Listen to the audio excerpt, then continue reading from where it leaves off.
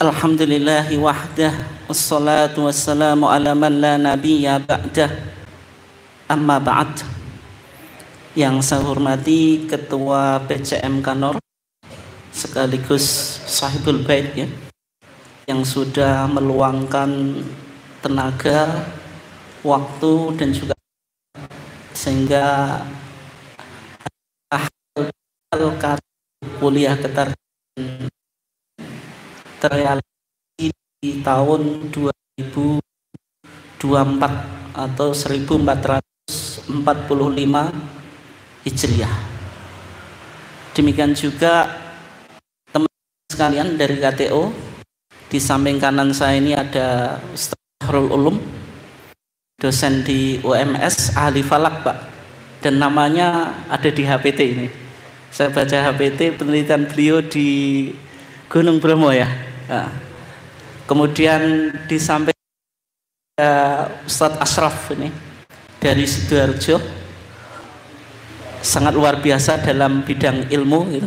Ilmu nahwu, hafal alfiyah, kalamuna lafdun mufidun kastaqim wasmun wa fi'lun thumma harfunil kalim wahidhu kalimatun wa qawlu wa kilmatun biha kalamun qad yu'ambil jari wa tanwini wa nida wa al wa musnadil lil ismi tamyizun hasal.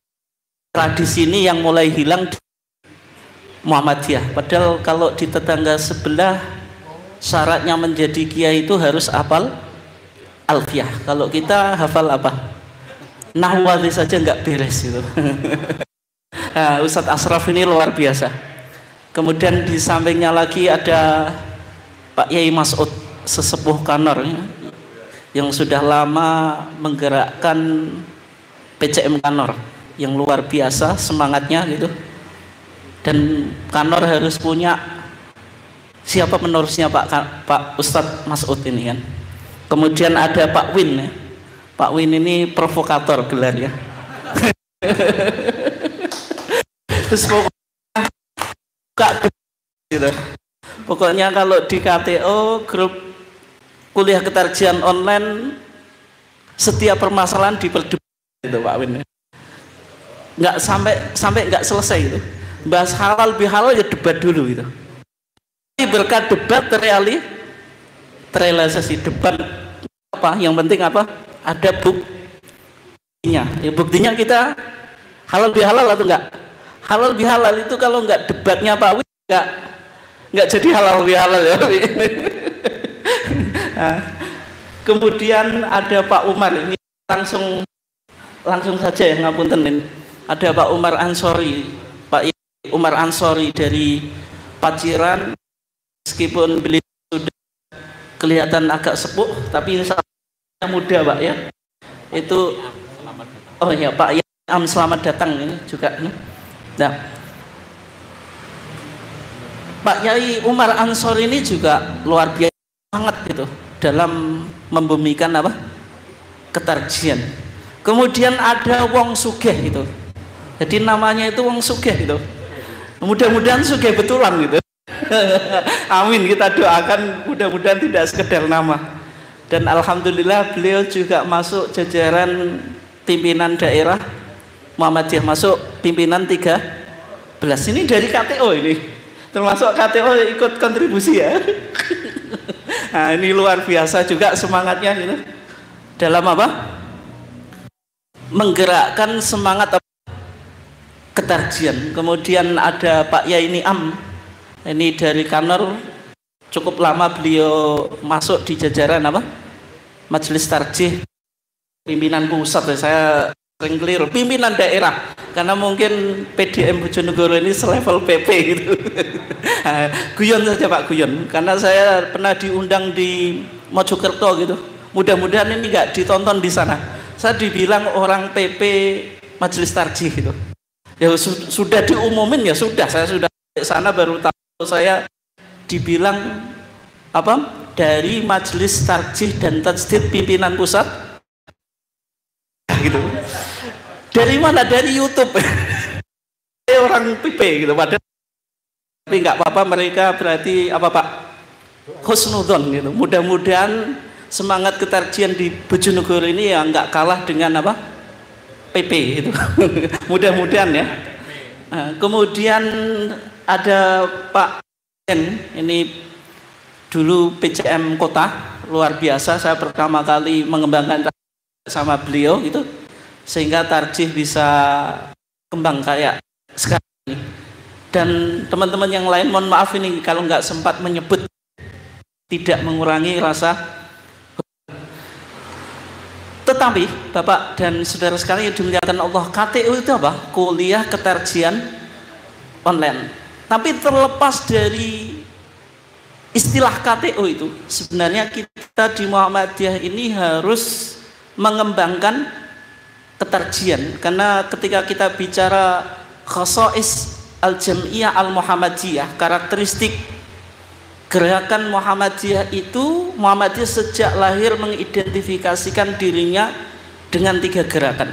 Yang pertama Harokah Islamiyah, gerakan Islam. Yang kedua Harokatu Dakwah, gerakan dakwah, amar ma'ruf nahi mungkar. Yang ketiga Harokatu Tajdid, gerakan tajdid.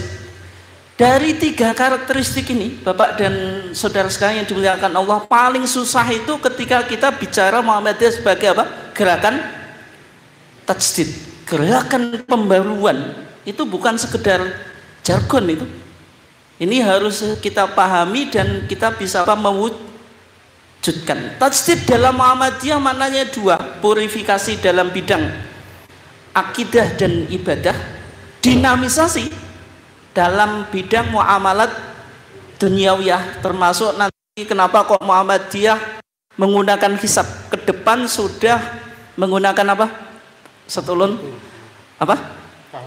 KHGT, kalender hijriyah global tunggal. Ini yang sudah diputuskan di Munas Tarjih kemarin ya. Nanti Setulun akan banyak berbicara tentang itu ya.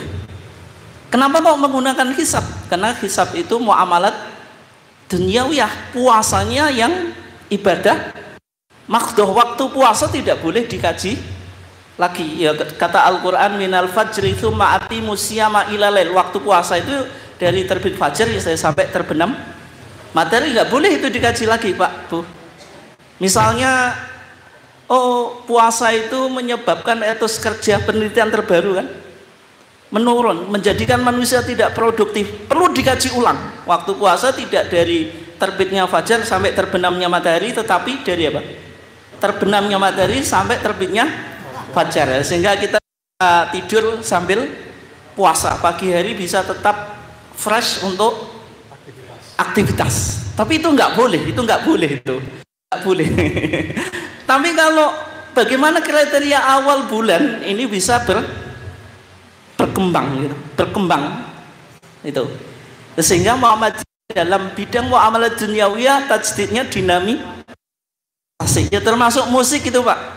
Musik itu muamalah duniawiyah atau ibadah madhoyah.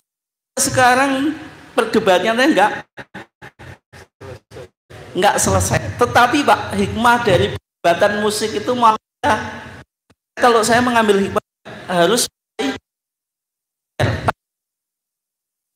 kata itu berat, paling nggak kualitas kita, keagamaan kita, dai kita sudah standar atau belum. Jangan-jangan dengan yang nyerang musik itu Pak, tahu kan, yang menyerang Ustaz tadi Hidayat, jangan-jangan mereka lebih pandai, alfiahnya kok wadih, nggak level, makanya bahaya kan itu, sehingga keilmuan kita harus dibangun. Yang kedua, tarjih mungkin belum memasyarakat di kita. Dari sekian warga Muhammadiyah ada apa Pak? Tulisan, ya bukan tulisan ya, semacam tulisan di flyer saja. Saya masukkan di produk tarjih itu ada HPT, Himpunan Putusan Tarjih, ada TJA, tanya jawab agama. HPT yang terbit jilid 1 dan jilid 3, jilid 2 karena ada beberapa putusan Munas yang belum ditemukan sehingga belum dipublish, tapi mudah-mudahan segera gitu. Tanya jawab fatwa-fatwa tarjih itu sudah ada 9 buku. Jilid yang ke-9 baru terbit bulan yang kemarin ya. Ya, terbaru itu. Dari HPT 2, TJA 9, 11 buku. Jangan-jangan warga Muhammadiyah nggak tahu gitu.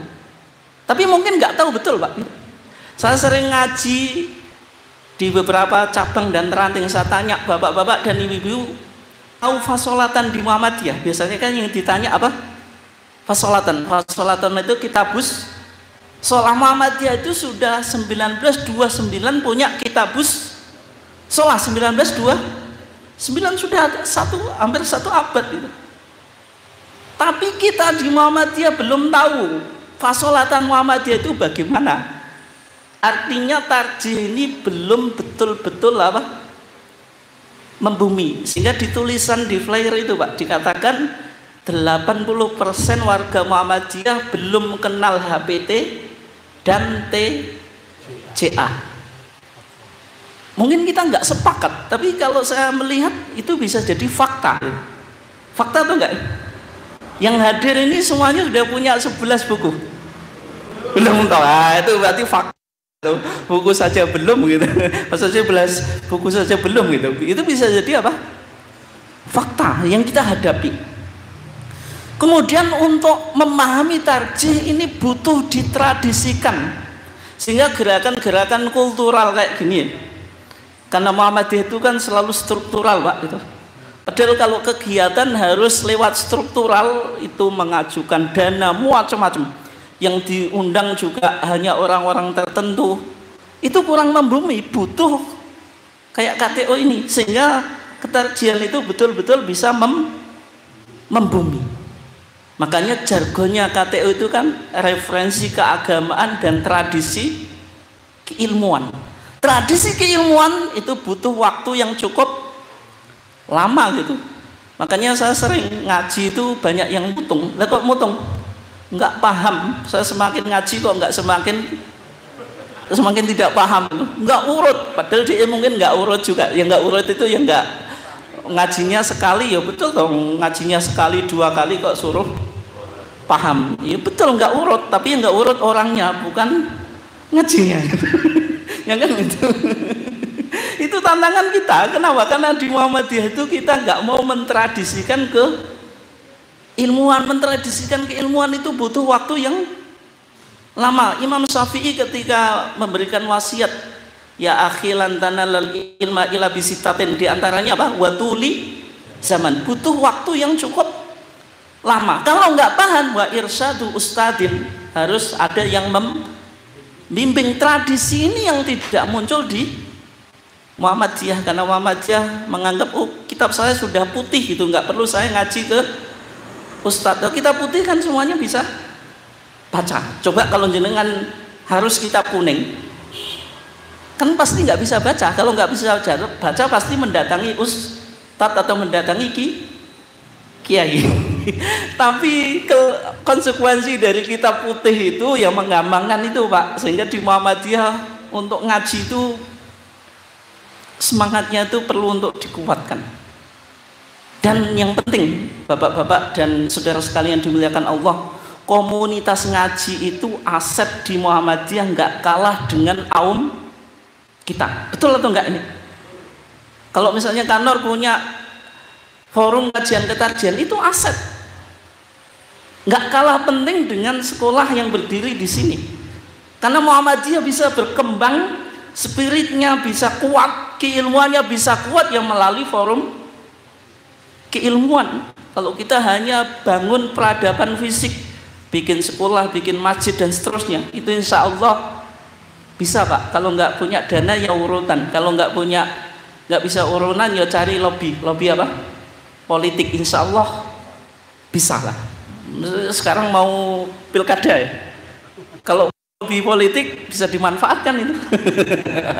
Itu mungkin bisa terrealisasi dalam waktu yang dekat. Tapi kalau membangun tradisi keilmuan butuh waktu yang cukup lama, apalagi keilmuan ketarjian. Dalam membahas hukum semua pendapat didiskusikan. Kadang-kadang saya ngaji itu juga disalahpahami Pak.